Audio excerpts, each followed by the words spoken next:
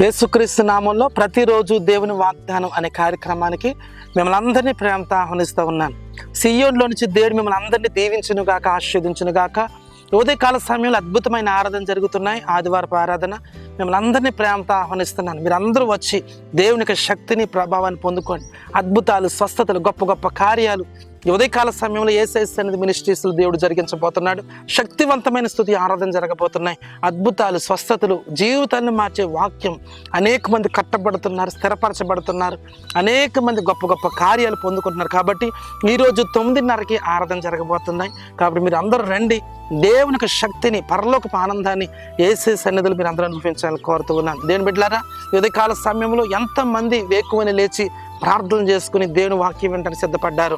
దేవుని మాట వినాలి అని ఎంతమంది ఆతృత కలిగి ఉన్నారు. మీ అందరి జీవితాల్లో కూడా దేవుడు గొప్ప కార్యాలు చేయబోతున్నాడు. రండి ఈరోజు వాగ్దానం చదువుకుందాం. కీర్తన గ్రంథము 84వ కీర్తన 2వ వచనం.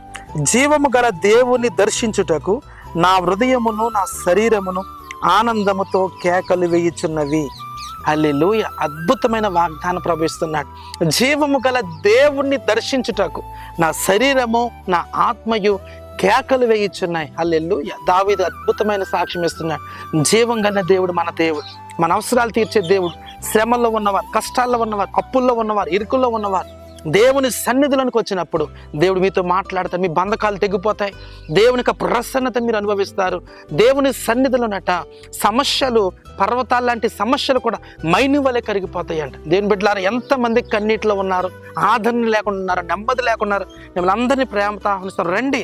జీవం కలిగిన దేవుణ్ణి దర్శించుటకు నా శరీరము నా ఆత్మ కేకలు వేయుచున్నాయని దావీదు సెలవిస్తున్నాడు. ఎప్పుడైతే అలాంటి ఆశ కలిగి, అలాంటి కోరిక కలిగి, అలాంటి దాహంతో మీరు దేవుని సన్నిధిలోకి వస్తారో, ఆశ గల ప్రాణం తృప్తిపరిచే దేవుడు మన దేవుడు, జీవం గల దేవుడు నీ కోరిక నెరవేరుస్తాడు, నీ ఆశ నెరవేరుస్తాడు. నీ శ్రమ ఏదైనా, నీ కష్టం ఏదైనా, నీ ఇబ్బంది ఏదైనా వాటన్నిటిలోంచి నిన్ను విడిపించి అద్భుతం చేయగలిగిన గొప్ప దేవుణ్ణి మనం కలిగి ఉన్నాం కనుక దేవుని బిడ్డలారా, ఈ రోజు ఆయన దర్శనం నువ్వు పొందుకోబోతూ ఉన్నావు. ఆయన ఆశీర్వాదం నువ్వు చూడబోతూ ఉన్నావు. ఆయన కృపను మీరు, మీ పిల్లలు, మీ కుటుంబాలు అనుభవించబోతున్నారు.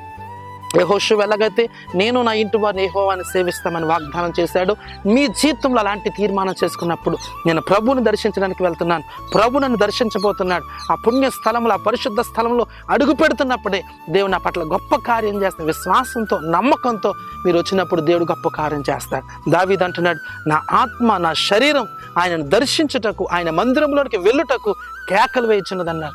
దేవుని బిడ్డలారా, ఈరోజు ఎక్కడున్నా సరే, ఎలాంటి పరిస్థితుల్లో, నీ కష్టాలతో రా, ఇబ్బందుల్లో, కన్నీటిలో దేవుని మందిరానికి వచ్చినప్పుడు వాటన్నిటిలో నుంచి ప్రభు నేను విడిపించి సంతోషంతో నేను పంపిస్తాను. ఆయన దగ్గరికి వచ్చిన వారిని ఎవరిని కూడా రిక్తులుగా పంపించడం, ఆయన గొప్ప కార్యాలతో, అద్భుతాలతో, స్వస్థలతో తిరిగి నేను పంపిస్తాను కనుక రండి. దేవుని దర్శనాన్ని పొందుకోబోతూ ఉన్నాం. ప్రార్థన చేసుకుందాం. పరిశుద్ధము నమ్మకమైన తండ్రి, నీకు వందనాలు. ఎంతమంది వాగ్దానం విన్నారు. దావీదు అంటున్నాడు, జీవం కలిగిన దేవుని దర్శించుటకు నా ప్రాణము శరీరము కేకలు వేయుచున్నది అన్నాడు ప్రభు. ఎంతమంది ఉదయకాల సమయంలో పరిగెత్తుకుని మందిరానికి వస్తున్నారు. వారందరూ దీవించబడాలి, ఆశీర్వదింపబడాలి. అద్భుతాలు, స్వస్థతలు, గొప్ప కార్యాలు చూడాలి. ప్రతి బిడ్డను దీవించండి, ఆశీర్వదించండి. మహిమ మీరు పొందండి. యేసు నామములో అడుగుచున్నాము తండ్రి, ఆమేన్. దేవుని బిడ్డలారా, ఈరోజు మనందరికీ ప్రభు ఇచ్చిన వాగ్దానం, నా ఆత్మ నా శరీరము దేవుని దర్శించుటకు కేకలు వేయుచున్నది. కాబట్టి ఆయన దర్శనాన్ని మనందరం పొందుకుందాము గాక. అలాంటి కృప దేవుడు ఈ ఉదయకాల సమయంలో మనందరికీ దయచేయును గాక. ఆమేన్. God bless you.